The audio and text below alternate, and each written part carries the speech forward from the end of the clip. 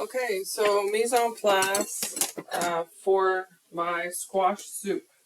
So mirepoix was made. I turned it back on. It's just warming. I'm going to add, well, first we'll mise en place. So mirepoix, I have on my cutting board, I have, let's move this over for a minute. I have my squash that was baked. I have a half of a peach. I always add something sweet into my squash, sometimes apple, but I don't have any. I have grated, 1 teaspoon of grated ginger, fresh ginger, and a tablespoon of fresh garlic. I have thyme, I have nutmeg and cinnamon as my seasoning. 4 cups of water. You can use broth, but don't have any. And I kept aside my seeds, which I will toast after. That will go on the top of my soup. I also have out, well, it was supposed to be my immersion blender, but one of my children, I think, have broke it and put it away broken. Why not? So we'll use the mini food processor. It'll just take a lot longer, and I'll have to let it cool a little bit before I can put it in here. But it is my only option, so that's what we're going to do. So we'll move our pot back on the heat. So to start, I'm going to add the ginger and garlic. Just mix it around till I start to smell the garlic kind of work in. Doesn't take long.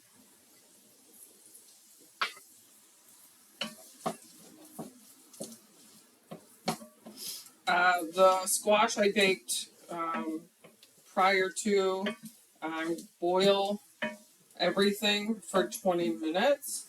So if there's any areas of the squash that need to be a little softer, although it's pretty good, will happen in that 20 minutes. It will cook in that 20 minutes. Okay, so starting to smell our garlic coming along. Just going to let it sit there for a minute. Excuse me.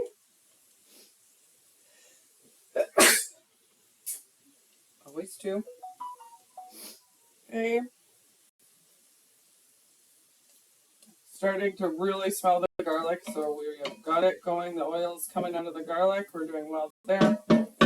Just going to scoop and add in my peach, big chunks.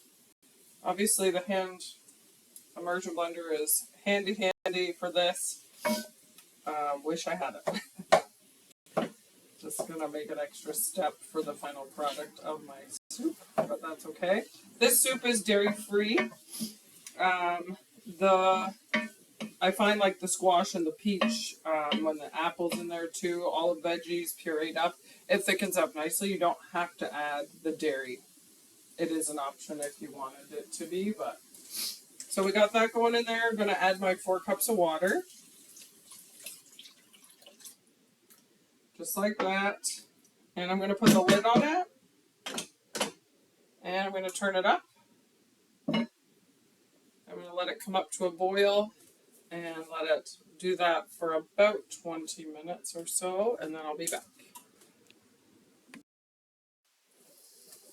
Okay, so back, because this is how this course is going for me.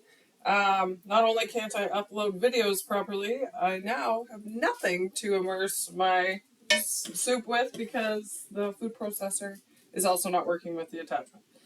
So, soup is done. I've mushed it up the best I can. And now it's a hearty squash soup, I guess. So I'm just going to plate it here.